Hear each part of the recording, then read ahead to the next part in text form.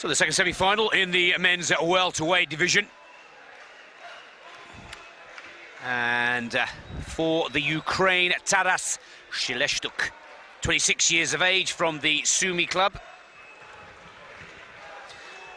Ukrainian national champion for this year, bronze medalist from the 2010 European Championships. And in the last World Championships 2 years ago in Milan in Italy, took 9th position. As for his opponent, a real fiery character. I've really enjoyed watching this lad box throughout the week. This is Krishan Vikas from India, just 19 years of age. And it's good to see the Indian National Boxing Association with a young teenage talent on their hands. He's a tall man as well, at 177 centimetres. He too won the national trials to earn his spot at these World Championships. Also won the Asian Games in 2010 in the lightweight category.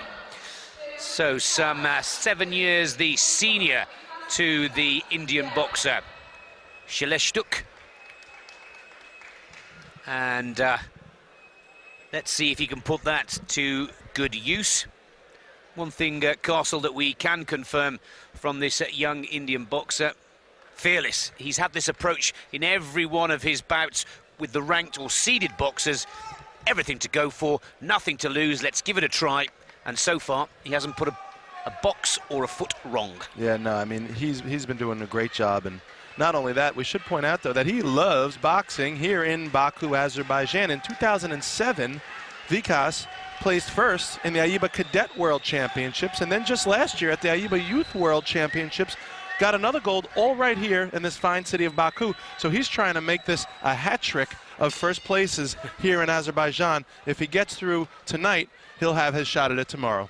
Well, it's so good to see the juniors make it through their ranks and then step into the seniors and be able to mix it just as well. But you can see that Shelestyuk is not going to be taught a lesson by this teenager, and if he gets his way, he'll sort it out as quick as he can. A very powerful start from the Ukrainian in the red, and trying to just let the Indian boxer know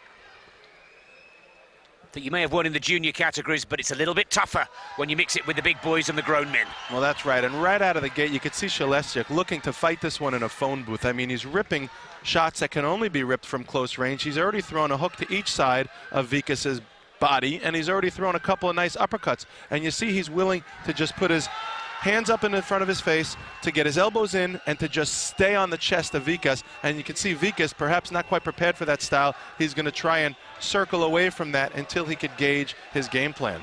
Well, we've seen it in a couple of the semi-finals this afternoon and this evening here. Those boxers who come out and get straight into it. And again, these are good shots from Shelestyuk.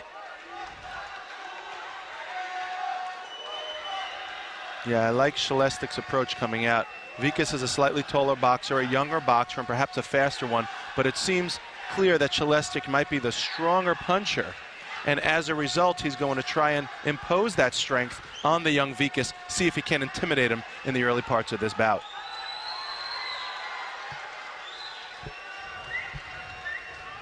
I don't want to see too much hot shot type stuff from Vikas. He can't go in there thinking he could out-psych this guy. Shelestyuk is too good for that. Get ready for it, Castle, because I've been following this young Indian boxer from the prelims all the way through round of 16 quarters and now into the semis, and he does like a little bit of showboating. Nothing wrong with that if you're scoring the points and winning the rounds, don't get me wrong, but I'm not so sure Shelestyuk is the man to do it in front of. Well, they say if you can back it up, then it ain't showboating. However, Vikas still has to show he could back it up.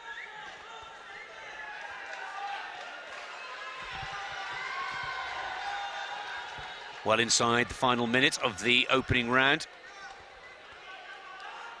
The Ukrainian sticking to his plan. Some very strong, powerful infighting.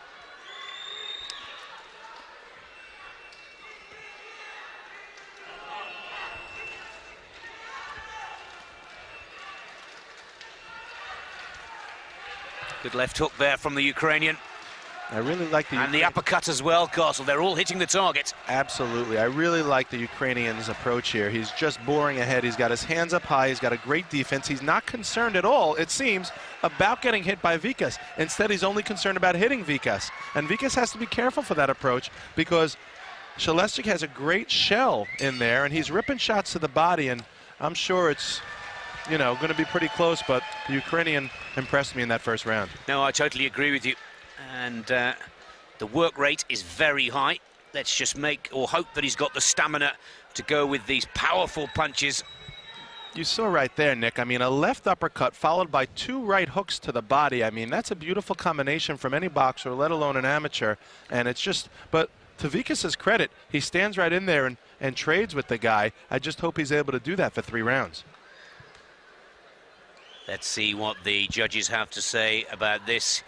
Here in the commentary box, we have the Ukrainian just ahead, and well, we're starting to get it right on a bit more of a regular basis than perhaps we were yesterday, which is nice to see. But Taras Shelestyuk goes too clear over Krishan Vikas. I'm not sure if the corner will get the young teenager to slightly change his game plan here, because a very effective and efficient start for the Ukrainian in red. Yeah, I mean, Vikas's game plan should be quite clear. He can't trade blows with this guy. The guy's too strong and he's too good. He needs to stay on the outside and box. He's a fast kid. He's got long arms. He's got good movement. Why not start boxing? He's trying to punch with a puncher. He should box. He should use his God-given gifts right there and start circling and not keeping himself a steady target. Because if Shelestyuk keeps coming in like that with his hands high, Vikas is just going to keep eating big shots. And here's the gameplay. Some like it, some don't.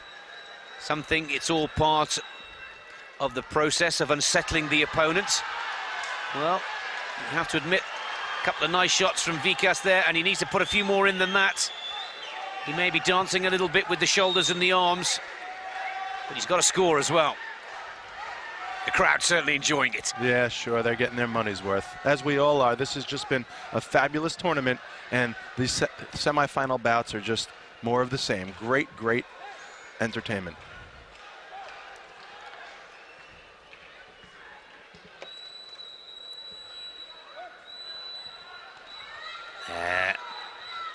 Pummeling the rib cage of the Indian boxer.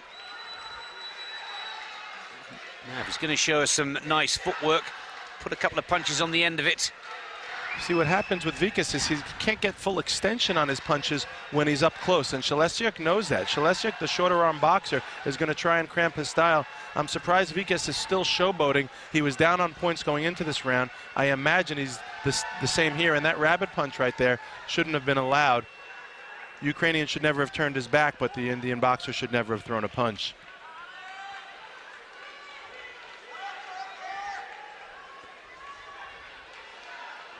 Caution from the referee. And again, we have seen some fantastic work from the pool of referees here, with such contrasting styles. Experienced boxers, WSB boxers. As the amateur world grows ever bigger, 570 athletes kick-started this competition from over 110 different national federations. And we have seen some brilliant performances, but again, Shelestyuk sticking to the plan.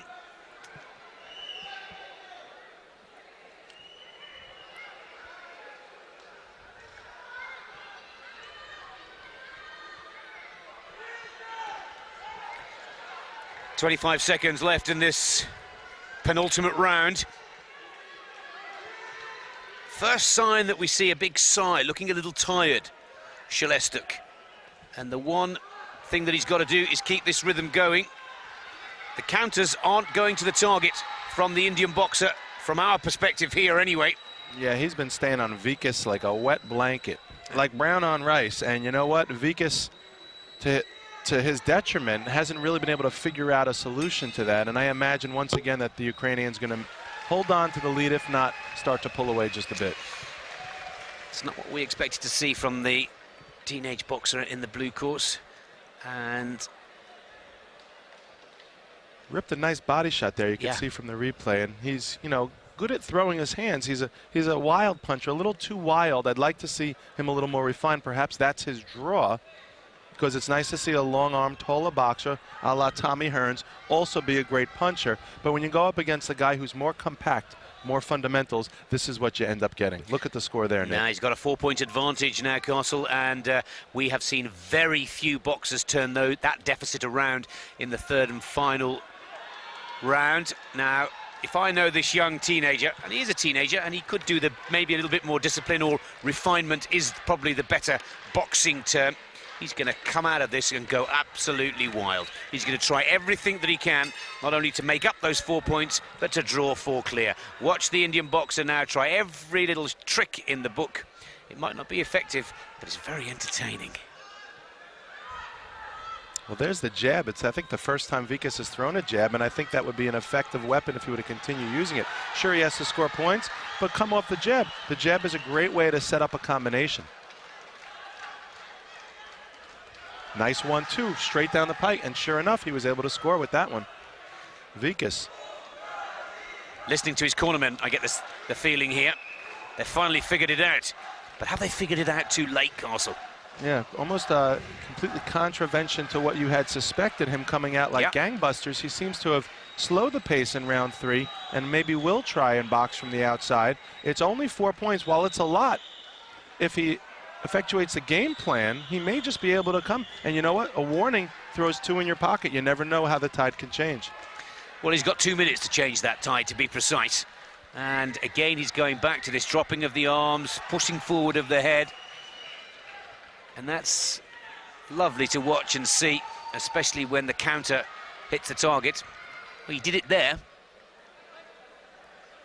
But we've already seen Shelestyuk of the Ukraine. I've seen him score 2, 3 already as we go past the halfway point. Yeah, and look at that peekaboo defense. And from that, he's able to counter with a big right hand to the head of Vikas. So again, Shelestyuk, just a more sound boxer fundamentally, and he doesn't really need to change anything. He just needs to do what he's been doing through 2 rounds, and he'll escape with an easy victory. Vikas ripping a left to the body now. And, you know, if for some reason he's continuing to throw 1 punch at a time, I'd like to see those jabs coming back and to throw combinations off of them. But with a minute left, I don't think you could change the spots. I think it's a worthy note for looking forward to the final, is that Shelestyuk looking a little tired here. I think he's given the best that he can, and the punch rate, speed, and a lot more covering up now. Just wants to coast through these last 40 seconds.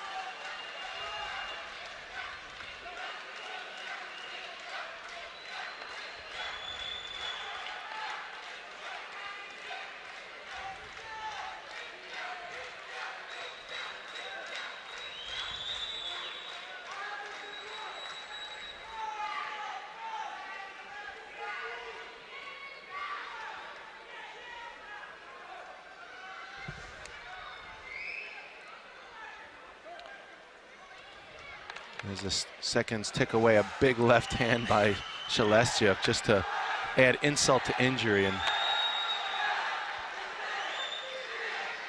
they can hear the crowd counting down the last 5 seconds. There is the bell. Well, there's a good indication how tough it becomes for a junior to come into the senior ranks, but credit where it's due for Krishan Vikas, at just 19 years of age, making the semi-finals in his first major senior world championship competition, picking off a bronze medal, shows the quality of the junior ranks in the AIBA system as well. I don't think he's done enough, though, this time to take the semi-final away from Shelestyuk. There you get a good snapshot of Dr. Wu, the president of AIBA, the gentleman to be credited with putting this great event together. Him and his staff, based out of Switzerland, working arduously for many months to be able to put on a show of this magnitude. And kudos to everyone, they and the Azerbaijani Federation. There's a confirmation. And well done for Taras Shelestyuk from the Ukraine, who will join Sapiev in the final of the men's welterweight division. And make sure you join us for that one tomorrow here from Baku, Azerbaijan. Confirmation that Vikas had actually just won the third and final round, but not by enough. Congratulations to the Ukrainian who goes into the final.